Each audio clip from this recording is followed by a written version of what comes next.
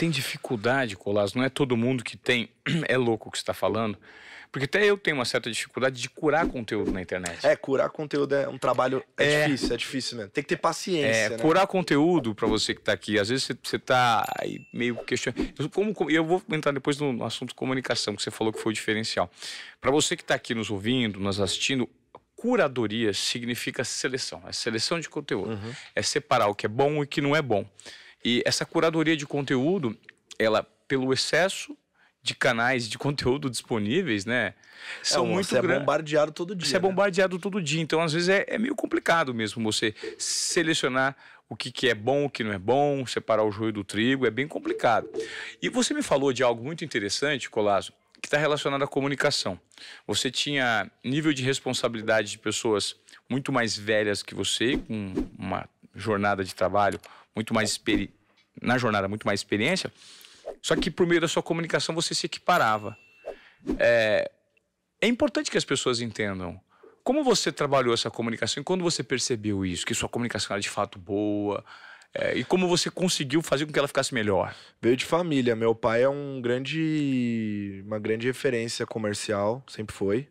Também um cara da raça, assim, pura. E ele me treinou desde criança para ser executivo comercial, assim. Então, sei lá, meu pai não foi o cara que me levou para assistir jogo do Corinthians, mas foi o cara que me ensinou a fazer um pipeline quando eu tinha, sei lá, 15 anos de idade. Entendi. Entendeu? Esse foi meu pai, esse foi o desenho. Era o cara que me colocava na mesa e falava assim, ó... se for de estudo eu pago, o resto é você, se vira.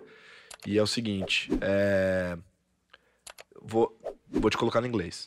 Aí eu, não vai. Porque eu fiz inglês lá atrás. E assim, era o que meu pai pagava, assim, estudos. Vou te colocar no inglês. Aí eu falei, não vou. Ele falou assim, cara, não, senta aqui, deixa eu te explicar o porquê que eu tô falando que eu vou te colocar no inglês. O mercado de trabalho tá dessa forma. Quando você estiver lá na frente, vai ser importante desse pra você. Quando eu era uma criança. Então, a minha educação foi muito boa nesse sentido, assim, de me preparar mentalmente pra essas coisas. Então, quando eu cheguei e meu pai sempre me cobrou muito. Meu pai e minha mãe sempre me cobraram muito.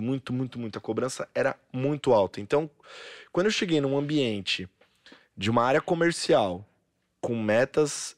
Porque hoje a XP tem 6 mil funcionários. Eu entrei e tinha 1.700, 800 funcionários. Era muito menor. Hoje tá com? 6 mil. 6? É. E o que ajudou muito é porque eu entrei dentro da XP novo, com 19, moleque, só que eu tinha...